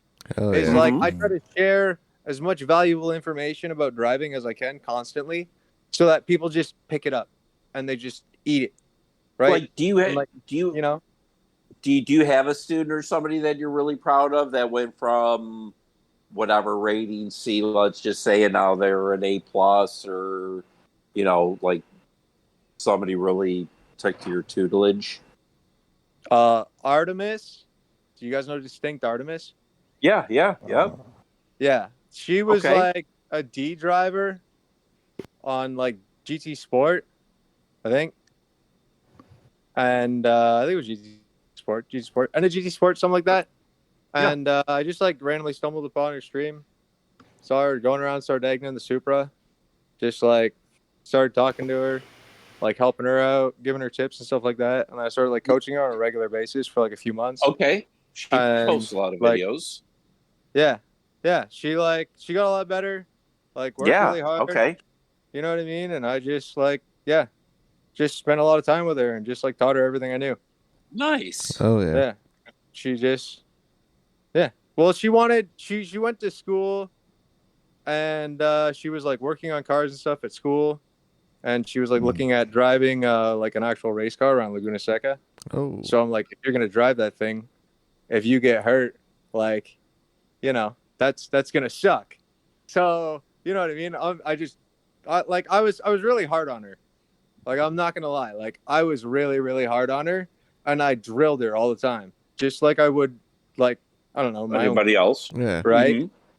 But like, yeah, she would just, you know what I mean? She pushed herself. I just kept pushing herself. Good. You know what I mean? Like she's got that grit where she's just willing to go that extra that it takes to do what she has to do. Oh yeah. She just works hard. Nice. How long have you been coaching? YouTube channel, and does she? Go check her out. Yep. Okay. How long have you been coaching for, Chris? Like a few years. Nice. Yeah, it started out just like friends, right? Okay. I was just in parties with buddies, and I just like help them out and just teach them stuff. And then all of a sudden, I just started, you know what I mean, teaching a bunch of different people all the time. And then, I just had my own racing academy, and had like, Hell yeah. And for the listeners out there, where can they find your academy? Where can they go to find that? My Discord, if you go to my Twitch channel or any of my YouTube videos, I have a link to my Discord that you can join. And then, you can just message me through there. Hell yeah. You heard it there, folks. Yeah. Get some coaching. Now, do you do a lot of screen share? More of them watching them or them watching you? I just go in a lobby with people. So I'll just make a lobby with the race settings or whatever it is, and then I'll just spectate them. And usually I'll watch the in-car view so I can see exactly what your steering inputs are, and I can tell you if you're not turning enough or you're turning too much, right? Little things like that. And then I can see all the brake and acceleration inputs, so I know all that. So I know when you go into the corner, I'm watching their steering, and I'm like, okay, leading the car in, all right. And then if they're committing to their steering once they get into the corner, and then if they're holding that, and then how they ease up on their steering when they get on the gas, and just like all the key parts of the corner, and just analyzing everything that they do. And then any mistakes they make, I just try to help them correct it and help them figure out like what's going on with the car. Because most of the time when people are making mistakes, it's because they don't know what's happening. That's why the mistake occurs. Yeah. Because they're like, okay, if I like, especially people that make the same mistakes over and over and over again, like guys that just have trouble with oversteer or guys that have trouble with understeer. And it's like when you back them up and you're like, okay, if I take you to the point of oversteer or understeer, that's too late. I got to bring you back 50 meters back in the track, and I got to show you where you made that mistake to begin with, and then go drive the rest of the corner. And that's how, you know what I mean? I mean, so that, everything lines up. And you know what I mean? You back things up a little bit, you slow it down, and then as you build up speed, then, you know what I mean? You go from 90% to 100%, and you just send it. Yeah, and then that's where you find like that extra half a second. Okay. It's like that's funny. Instead of braking controlled and a little bit safe to make sure I hit the apex, I'm braking at the last possible second, almost sliding the car in, hugging as tight as I can, and just being like right on the limit, just like ready to shred the crap out of the car. Yeah. So you started by like helping your friends out. Yeah. I mean, I'm not pointing fingers at any former teammates of ours. When you would ask them questions and you're like, "Hey, how are you doing this? I see you're going this fast. Like, Right. How are you doing this? Figure it out." And the response is, "Oh, go watch so and so." So you actually were like, "Oh no, this is if you do it this way, this is how you're going to be doing it the fastest way." It's it's interesting that you would help out your friends. Yeah, it's kind of almost similar to the stuff we do with each other at times. Yep. Oh no, we're that's the one thing about the PDX team is we try to help each other out as best as possible. All of us. We're lucky we have Jermaine. Jermaine is a actual real race car driver. Yep. Like he has his own car and goes out and race. And he'll watch and we watch each other and we really enjoy. Like one of the things we'll do is help engineer each other if we've already done a race. We're doing a World Series race and let's say Todd has already done it. Todd will hop in and do a screen share. And be like, as you're going through the race, just having somebody in your ear sometimes helps you a lot. It does. Yeah. Yeah. Like the race with me, Jim sat in my ear the whole race and just I didn't lap it was what was going on. I just was able to focus on the course, hit my markers, not worry about deltas or anything like this. I was told when to pit, it took a lot of that stress out, and it was one of my more amazing races, and just in general with consistency, because I wasn't worried about my lap times or anything like that, because I had someone saying, times are good, you're going good, keep hitting your marks, don't worry about this, keep hitting your marks, your times are good, your tires are good, all right, pit now, and it does help. Yeah, it definitely helps. That's something actually I wish I had that I don't fucking have. That's like the one thing that I think I'm actually missing. But I don't know. I don't do well in parties when it's like 5 or 6 people talking all at once and I'm just trying to focus and drive. I can't do it. But if I had somebody in my ear just telling me that stuff, I think that would help me even as well. Just, you know what I mean? Probably maintain focus a little bit more, but also help shut my brain off. Yeah. Well, that's exactly it. It's exactly it. Is shutting your brain off. It was weird when I hit my quali time on race C. I was thinking about something completely different for 90% of that lap. Yeah.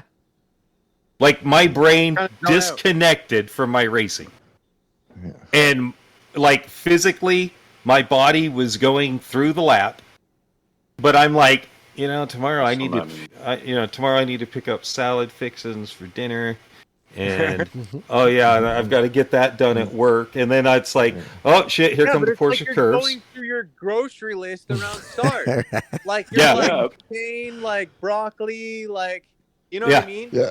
Instead of overthinking it though too, sometimes there's a bit of a balance that way, whereas it can be kind of semi-mentally detached and doing you can focus more at times because you're not overthinking. Okay, my brake marker, oh shit, I missed my brake marker, oh I gotta make up time here, I gotta pick which can screw up your laps more. If you're just going through the motions of sorts and just hitting your marks and your brain's just like, okay, brake now, okay, turn, let's go. All right, don't forget about broccoli and that tomorrow. And it's calming, kind of in that way. Well, I had a race at Suzuka last year, and I had the same exact thing happen, where I'm in the middle of the Porsche, or in the middle of the S's at Suzuka, and I'm like, and then there's this, and I think there's something I wanted to watch tonight. I'm like, what the fuck are you doing? Like, what are you doing? Why are you not paying attention to the track? And I'm setting same lap time after same lap time, and I can't hear. Todd and Mike were in the party, and they were talking. I have no clue what they were talking about. No clue what they were talking about. Yeah, but until the very last, until the last lap, and I was like, "Oh shit, this is the last lap." Already, I had no idea. Yeah. No idea. So it's also that mental disconnect that everybody laughs about. I race with some British guys, and they always know when shit is going down because I go quiet. Otherwise, I talk all the fucking time. But as soon as I quiet down, they're like, "Oh shit, Jimbo is focused." Oh shit! But that's what happened we had a race on 4th of July weekend, and that happened to me. I ended up winning the race. Woo! Thank the good Lord, I won that race. America beat all them British fucking limey fucks. Hey, I really appreciate my limey fuck friends. They're awesome. You guys are great. Joker, you're awesome. Dusty Fossil, you're great. Nightfire, all you guys who listen, you know how much I love racing with you guys. It's just a blast. It's an absolute blast. Yeah. The Shits and Giggles gang. Oh yeah, and I've been saying the wrong track for the past like 3 weeks too. The race is actually going to be the 24-hour charity race is actually going to be at Daytona. Oh, yeah. Don't worry. I've been practicing the wrong track. Nice. So Daytona. What date? That is August 12th and 13th for our charity race to help with dementia research, if I remember rightly. I don't know. I can't remember. 3 weeks away, yeah, so a couple weeks away. That'll be fun. That's gonna be a blast. So that's gonna be I'm gonna be looking forward to it. I am sort of looking forward to it. I mean, it's a 24-hour race, so it's gonna be exhausting, but it should be a good time. And we're racing with the Shits and Giggles crew, so that's going to be a blast. It'll be a lot of fun. Yeah, it'll be good. Do you do any leagues or anything like that, Chris? Oh, I've done a few. I did a league to actually get my rig and upgrade from a wooden one. And Naughty actually has a league right now. Oh, this is actually a good plug. Plug away. So, he just came out with a tournament that's basically anyone can enter. It's a $10 entry fee, and it all goes into the prize pool. And basically, there's like elimination rounds and like qualification, and the top 14 drivers go to the final. Oh shit! And nice. They split the winnings, and then there's like another little bit for volunteers that like host the lobbies and act as stewards. So he's looking for drivers, and I think I'm gonna get in on that. And how can listeners find this? It's on YouTube. There's a video for it. Let me see this. Okay, it's finally here, introducing the Gran Turismo 7 Naughty League. Okay. And it's got a link on there for the sign up by July 30th. Ooh. And all right, a week. On there, 1 week. Discord, and yeah, I don't know. I think it'll be fun to get in on. Oh yeah. $10 buy-in. Nice. That's not bad. That is not bad at all. Pretty reasonable for fun times. Right. Better than our 60 we're gonna do. Yeah. Way better. We had the idea first, though. We did have I thought that was a good idea too. Mm-hmm. Too bad, I still think it is a good idea. I still think it's a great idea. For events like this, though, like it's not hard for people to host events like this because it's all crowdfunded. Mm-hmm. Exactly. All you do is host it, and it's like the more we have that, the less we have to rely on Gran Turismo itself to come up with sport races and stuff like that. Races that we want, yeah. You know what I mean? Mm-hmm. Like, I think that can have a lot of potential, especially if more people start to do it and more people start to get involved in like that side of it, right? Yep. Because that'll attract a lot of people that like racing on Gran Turismo, but get bored of doing daily races all the time. And all they do is really like manufacture and nations because that's the most competitive thing on the game for them. Right? It is, like yeah. The guys that start out front and they're just gone. And they're not racing anybody. Right? But they'll do nations and manufacture and they'll, you know what I mean? They'll finish pretty high, but you never see them in daily races ever. Doing dailies, at all. Yeah, that's good. Well, it's you said the right thing about those races. Like shits and giggles, we did a rally race. Well, it wasn't a rally race. It was rally cars with Sport Hard in the back or not Sport Hard in the back, or Racing Hard in the back and Racing Mediums in the front. And it was around one of the which was it? It was one of the Maggiore tracks. Yeah.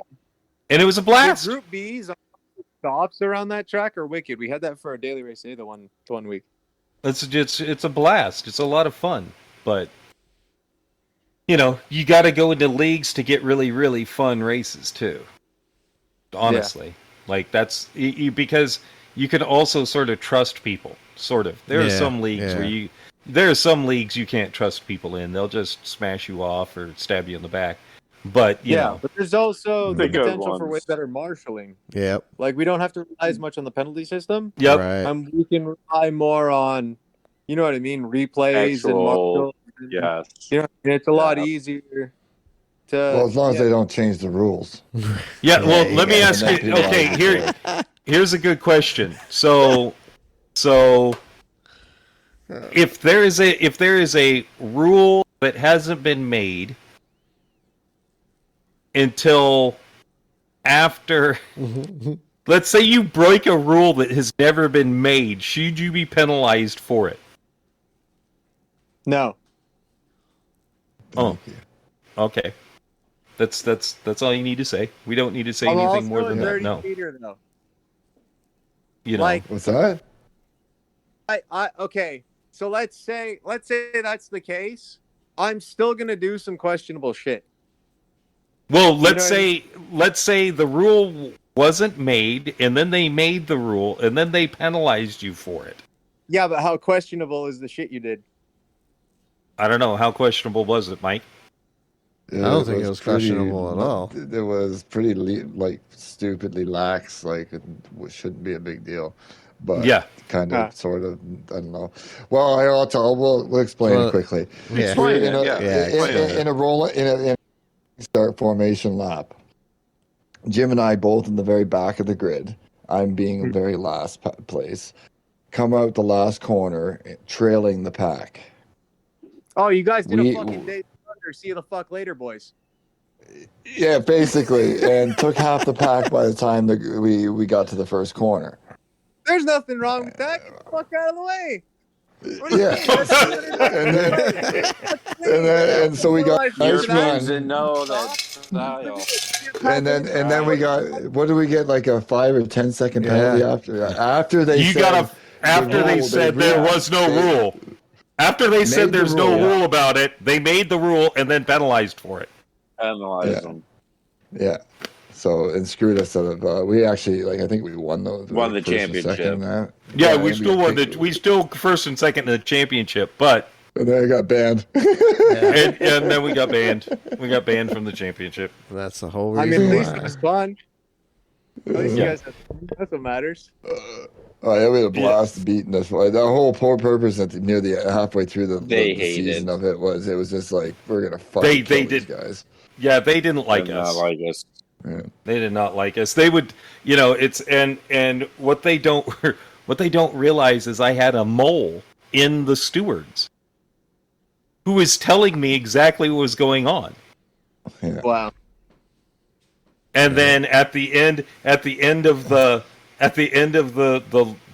season, we just called people out. Okay. We called people out, and they didn't like that, so we got banned. Typical. Yep. Yeah. Yeah. That's the same reason I get banned Yep. for something. I mean, You know, it's just What do you it's you know it's Right. if you get caught doing shady shit. Yep. And you get called out and called a piece of shit because you're doing shady shit, don't come crying and like boo-hooing because you got called out. Mm-hmm. Yeah. well, some people They- don't know how to be accountable. Yeah, exactly. Yeah, that's true. That's People true. can't just say, "Fuck, I screwed up. Yeah, I did that." Mm-hmm. You I know know, what it's I mean? wild. That's too hard to say. I can say that any day of the week. Yep. Yeah. Like, I fucked up. I was a shitty person, and I'm sorry. Okay, Yeah. that was my bad. Right? I fucking genuinely feel bad, and I'm gonna do my best to make it better. Right? That's Yeah. fucking integrity. That's all Well, it takes. exactly. That is. You know, But like it's even what in, they in, lack, integrity. yeah, like even like you're just saying, Chris, like you know, like you fuck up, like Yeah. all of us, we in a race, if we do something, we've missed a breaking point, we've done something, we wait around, we sacrifice ourselves in a Like race now Concho because of that. on Yeah. one You know, day.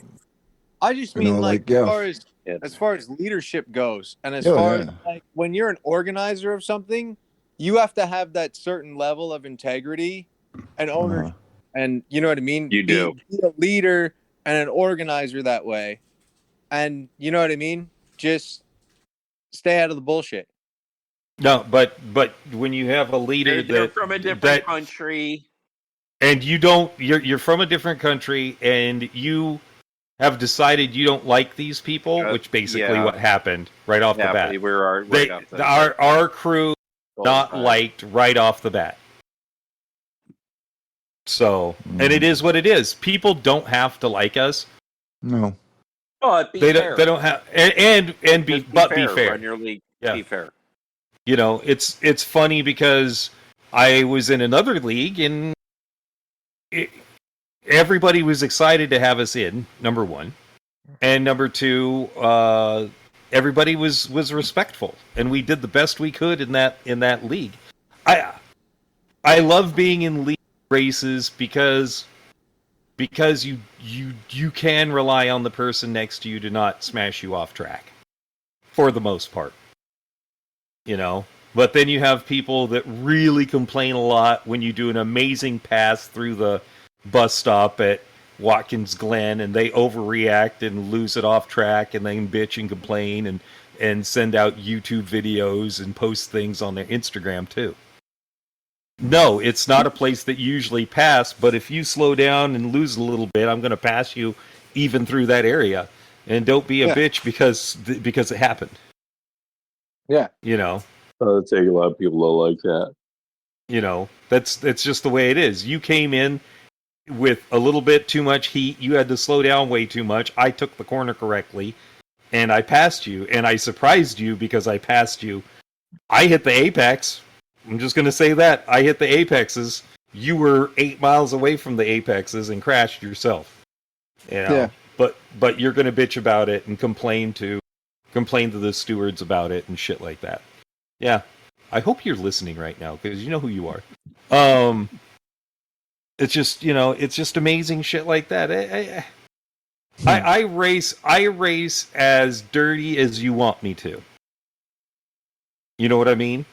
Like, if you race me, you know, well... Get down to their level. I mean, Chris, you know, you and I have had battles on track, and it's always been respectful.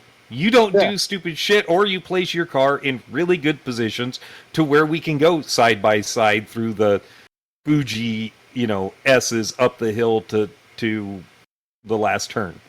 Like, we've done that before, and it's a blast, and it's exhilarating.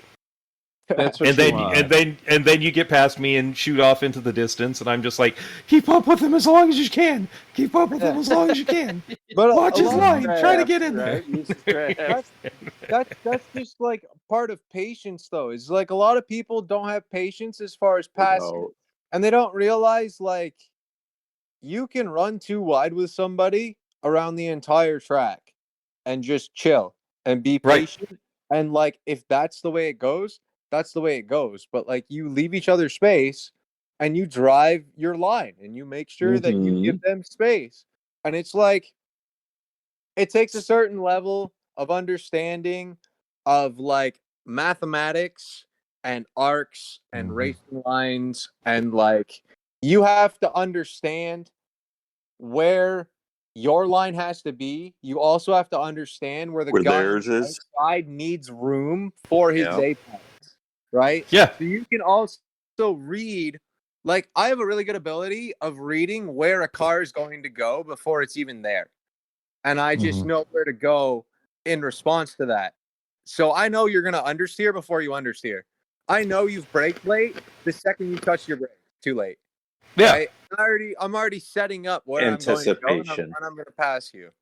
But, like, that's something where you just, the more patient you are as a driver and the more experience you get, the easier it is for you to just slow things down. And you know what I mean? You can race side by side with people and really appreciate, like, you know what I mean? This is the fun in racing, and that, you know what I mean? It's not just single file, start to finish, winning the race. Like, that's why I do last, is because I just like racing people. I just like messing around. Like, there's times where I'll do race B or race C, and I'll pull over to the back, and there will be, like, a big pile up in turn 1. And I could just slingshot past everybody, you know what I mean, and past, like, 4 cars. But instead, I'll just lift, and I'll just chill behind everybody. Hang out.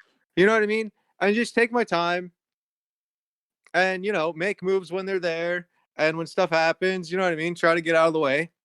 And also, like, I'll see a guy spinning and he'll get a little bit loose on the curb. And I know normally, like, if I was in a hurry, I'm not lifting. And when he hits my car, he's going around. Like, when my car basically, like, he comes swinging back onto the track and he hits my car, I already know I'm going to keep going straight and he's going to lose it. Right? But instead, I lift, slow down, let him regain control of his car, and then, you know what I mean, keep driving. And it's just like, if people were more patient like that and they really, like, thought of, like, you actually damaging the car or it costing money or just that little bit more caution, you know what I mean, when it comes to things, the patience, it would just clean up so much stuff and make so much racing. And you know what I mean, people wouldn't miss braking points. People wouldn't, you know what I mean? That's why people late brake. That's why people always understeer into corners, because they think they can brake at the last second, right? Like they've seen on the top time trial that they've watched, even though they don't realize, like, that car doesn't have fuel in it or tire wear. So you can try and stop at the 100-meter board like you saw the ghost car do. Guess what? It's not going to happen. Ever. It's just not going to. You're always going to be 10 meters, 15 meters too far into the corner. And that's another thing I tell people when I coach them. I'm like, there's a difference between qualifying and race pace. And there's always going to be, like, guys that can do really good time trial times, and they're good at time trial. And, like, I give them a thumbs up, but I laugh at them on the track because I'm like, yeah, nice quali. Good job. You can sit there for an hour and run 2 seconds faster than me for qualifying. Now watch this. In the race. Yeah. But if I can qualify faster than you, it makes me very happy because that doesn't happen all the time. Yeah. But, like, you know what I mean? At the same time, like, I don't always try hard my quality either. Like, I could, believe me, I know that. A lot of time. And, like, yeah, I don't know. I know that. Like, yeah, what's up? And they always, like, yeah, to beat my quality. I know they smile. I know it makes them, you know what I mean? Then if I beat them back, and you're like, oh, you motherfucker. Well, that's what I said to you. I was like, motherfucker, I bet you've already beat my quali time. Just because I know you can. That's the thing. I was just like, I know you can. I'm like, oh god, now here we go. But hey, no, and then it's fun having little rivalries like that with your buddies and your quality time and stuff like that. You know what I mean? Well, it again, better it helps make you better. It helps make you better in doing that. You know, that's what we're here for. You know, that we're here for competition. Yeah. Well, look at our fucking team qualities and that, like, you know, like one person sets a time and then we'll beat it by like not even like in hundredths. And it's like, oh, gotcha. Come back a fucking hour later, it's fucking up again. It's like, oh, fuck, fuck. And then you got to beat it again. Then you beat it's just, we go back and forth over a whole week, back and forth. Just like a tenth, an eighth, 800. 1,000th. We were like literally, literally Jermaine and I at one of the races, every day we were beating each other's time by 1,000th. And just laughing about it the whole time. There was one race that I was, it might have been what track was it where I was getting 420s at? And like 3 weeks in a row, the qualifying time was 420. You know, I'm like, well, I'm not even going to try to beat that. I don't remember, but that was one of those where I'm like, I hit 420. I'm not going to try to beat this lap now. No. Because it says 420. Like, why wouldn't I? Like, no, kitty cat, no, don't do that. Get out of here. Oh, man.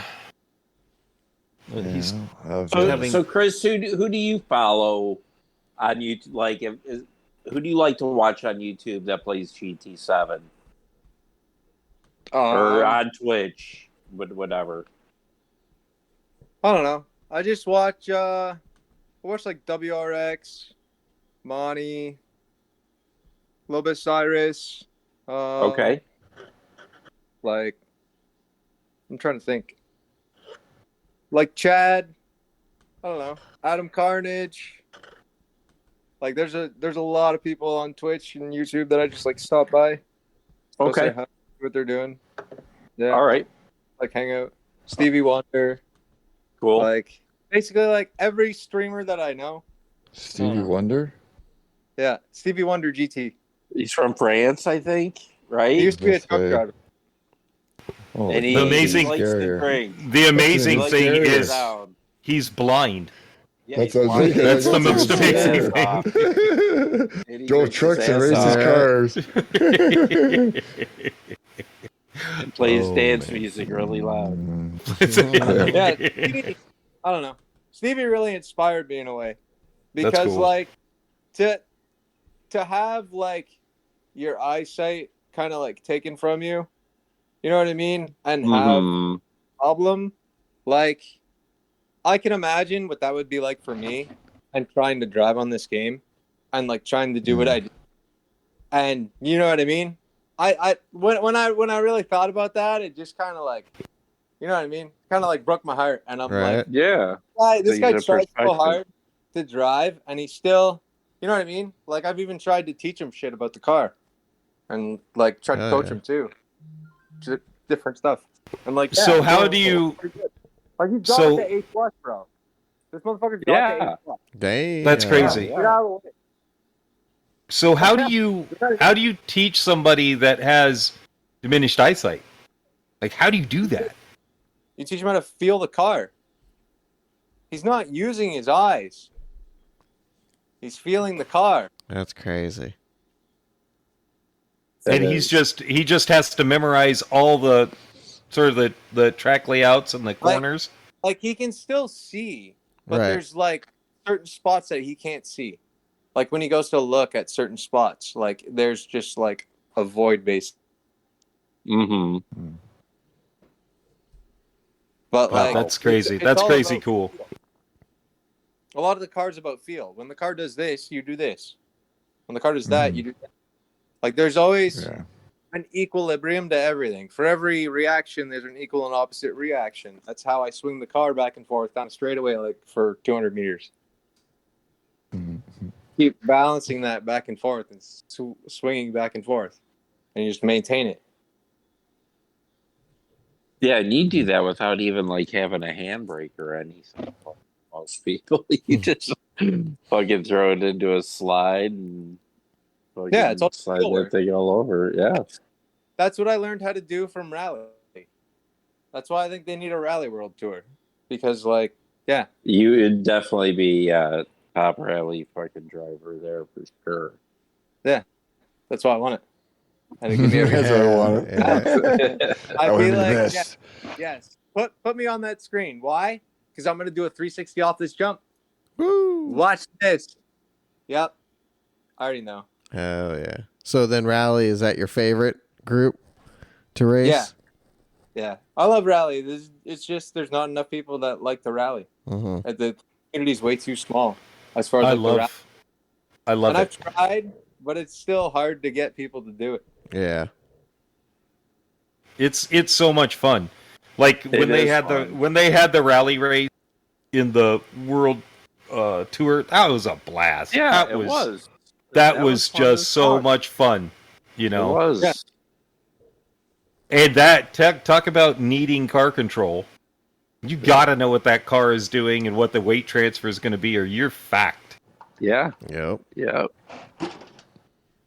Well, like rally's a lot of trajectory. Like, you set your so everything's about entry speed, and then the angle you set it at when you're braking or like getting it into the corner, and then your acceleration is your forward pull, right, which sets your trajectory for your side.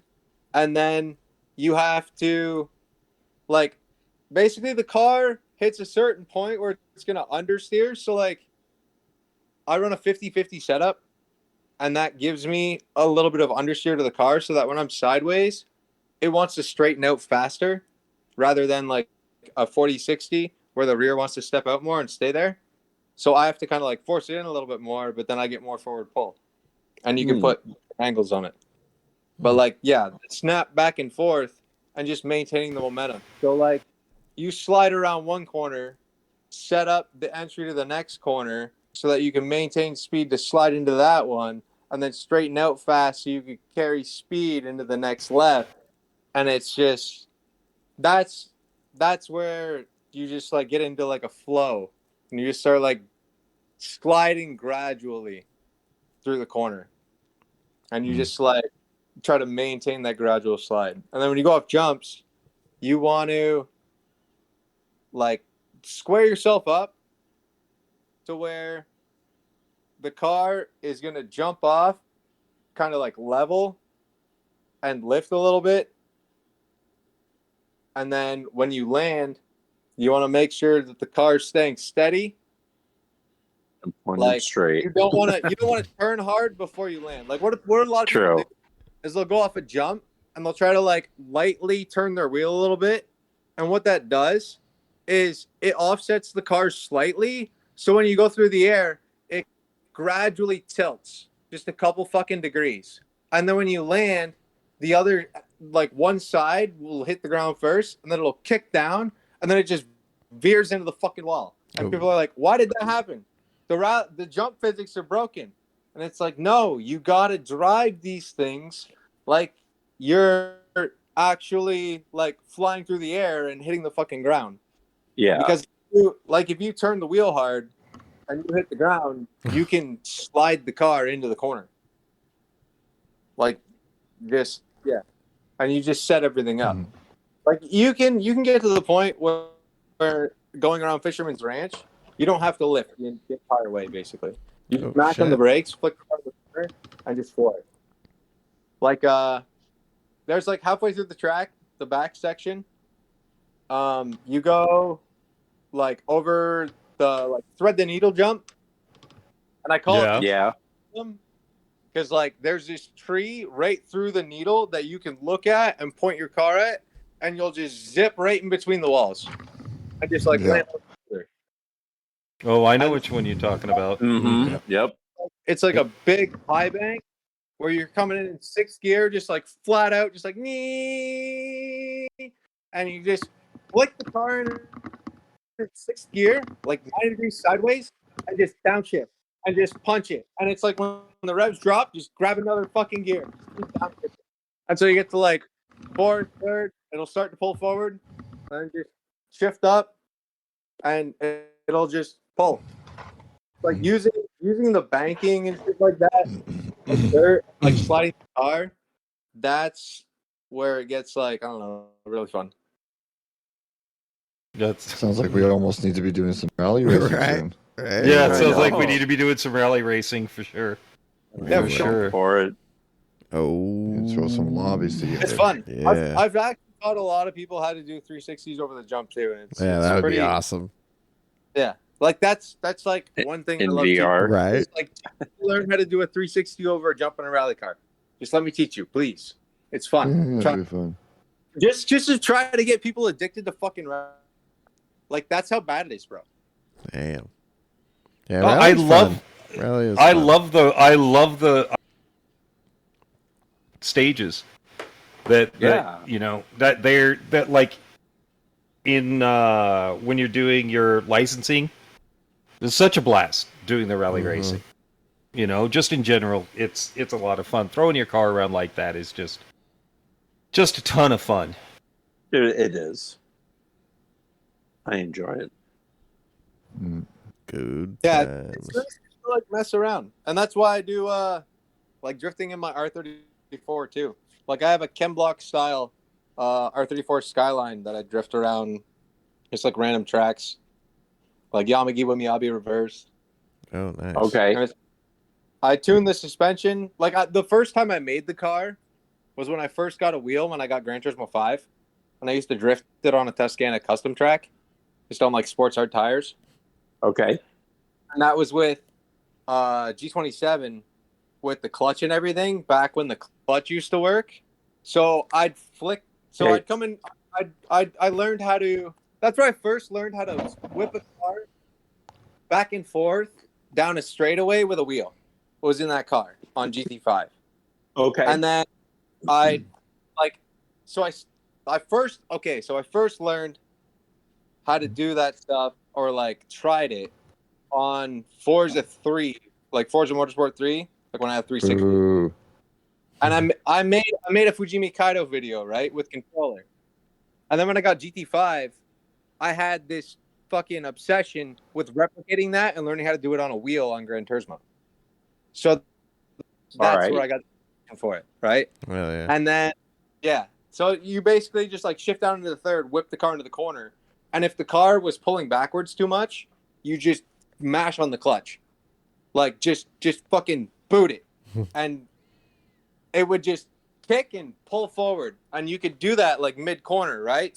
So you'd be in, like, fourth gear, going through a corner, and you'd want to kick it inward and get it to turn in. And I just boot the clutch.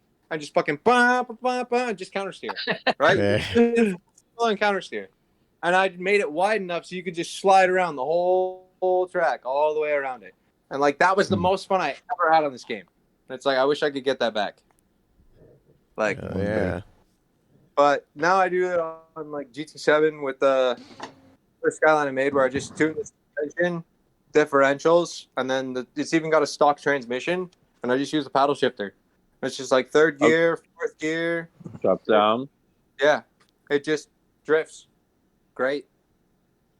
Oh yeah. Ooh, for the listeners out there, real quick, what's your setup? What do you got for a rig and wheel and all that? I just got a DD Pro, just a plain Jane DD Pro with a brake and gas pedal, and GTR simulator program. Okay. Yeah. Nice. And a PS5. Hell yeah. Oh yeah. So I would do it. It's funny. I was just watching one of the streamers, and he was like getting a bit too aggressive with another player. Was this wrong or right? And I didn't see it as being aggressive at all. But he's one of those streamers that is squeaky clean and has his squeaky clean, which is funny because we know that Hawco has already said these really good racers need to stop having this false reputation of they have to be they're worried about their image. It just, I watched it. Oh, well, I just don't want to look like I'm being a dirty racer. And I'm like, that wasn't even close. What are you talking about? Like, what are you talking about? Yeah, but there's people out there that say sorry for the dumbest shit. There's people that'll just apologize to apologize. Like, I'll say sorry to somebody because I didn't answer them right away. Like, sorry, I was busy doing something, and I didn't give you attention. My bad. You know what I mean? Yeah. But like, you know, there's people that are just overly apologetic in a way. Yeah, that's shit for sure. Like, you know what I mean? Sure. They might feel like they aren't the best driver, and that is always in like the back of their mind, and that's why they're like, well, was that?